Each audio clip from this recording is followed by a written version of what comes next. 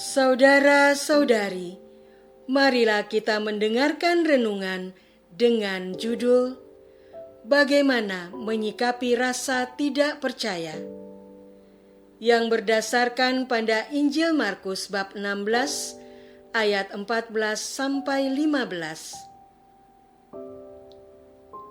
Yesus mencela ketidakpercayaan dan kedegilan hati mereka oleh karena mereka tidak percaya kepada orang-orang yang telah melihat Dia sesudah kebangkitannya. Lalu Ia berkata kepada mereka, "Pergilah ke seluruh dunia, beritakanlah Injil kepada segala makhluk. Dalam nama Bapa dan Putra dan Roh Kudus. Amin." Saudara-saudari terkasih dalam nama Tuhan Yesus Kristus.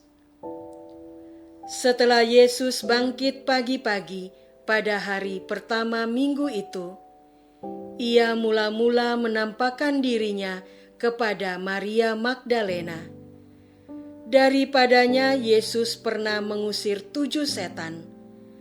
Lalu perempuan itu pergi, memberitahukannya kepada mereka yang selalu mengiringi Yesus, dan yang pada waktu itu sedang berkabung dan menangis. Tetapi ketika mereka mendengar bahwa Yesus hidup dan telah dilihat olehnya, mereka tidak percaya. Sesudah itu Ia menampakkan diri dalam rupa yang lain kepada 2 orang dari mereka, ketika keduanya dalam perjalanan keluar kota.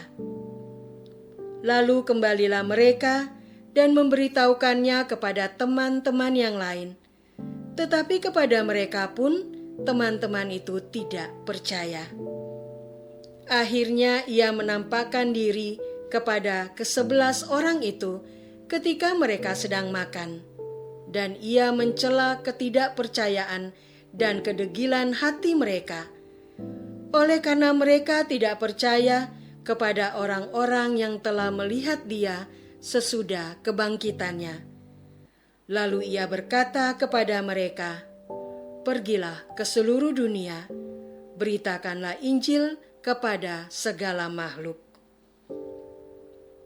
Saudara-saudari terkasih, saat awal Yesus menampakkan diri kepada Maria Magdalena, Ia langsung berhadapan dengan sikap penolakan akibat ketidaksadaran dari Maria Magdalena. Yesus menyikapinya secara netral. Alih-alih memberikan penjelasan panjang lebar, Yesus hanya memanggil nama Maria Magdalena saja secara utuh, sehingga hatinya tersentuh dan kembali sadar akan keberadaan pada momen sekarang. Dalam keadaan sadar, Maria Magdalena dapat melihat Yesus secara nyata. Karena pernah ditolong Yesus yang mengusir 7 setan daripadanya, ia pun langsung percaya akan mujizat kebangkitan Yesus. Kejadian serupa terulang kembali. Para murid pada awalnya tidak menyadari keberadaan Yesus manakala mereka sedang tidak sadar.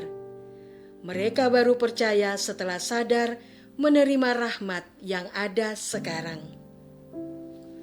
Saudara-saudari terkasih, dalam latihan rohani Ignatian, ada rumusan pengakuan yang menyatakan bahwa sesungguhnya keadaan yang ada di depan mata sekarang bersifat penuh rahmat. Hanya saja, orang secara pribadi tidak menaruh hormat atas rahmat kejadian yang ada di hadapannya, sehingga ia pun tidak mensyukurinya secara penuh.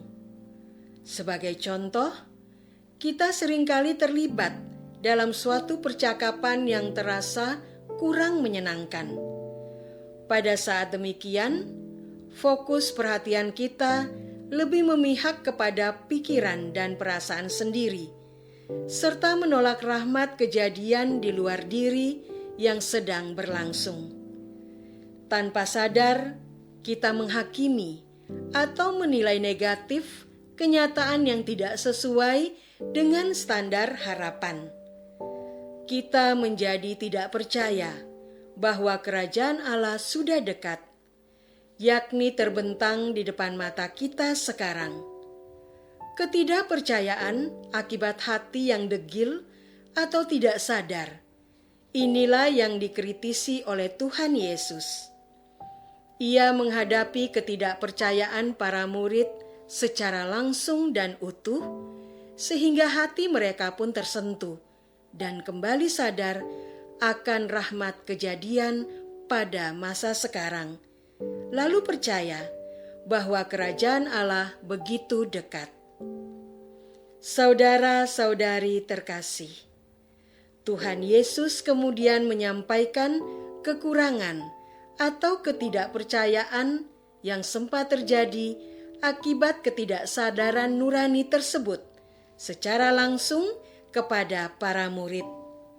Dengan cara begitu, para murid memperoleh gambaran dan pemahaman mengenai keadaan batinnya. Mereka pun menjadi sadar, percaya, dan siap menerima penuh rahmat kejadian di depan mata. Pada saat itu, Yesus menyampaikan pesan agar para murid memberitakan Injil atau kabar baik yang mereka alami kepada segala makhluk di seluruh dunia. Adakah kita menerima dan mengalami rahmat kerajaan Allah di hadapan kita sekarang ini? Mungkin kita bertanya-tanya, bagaimana kita tahu bahwa kenyataan di depan mata merupakan kerajaan Allah yang benar?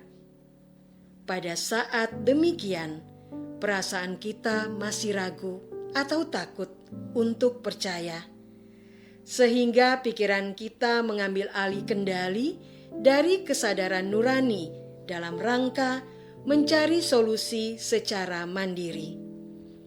Baiklah kita menyadari kedegilan hati dan menerimanya sebagai rahmat kejadian untuk kita alami. Percayakah kita bahwa yang dikasih oleh Tuhan untuk kita alami pada saat ini adalah rahmat kasih-Nya?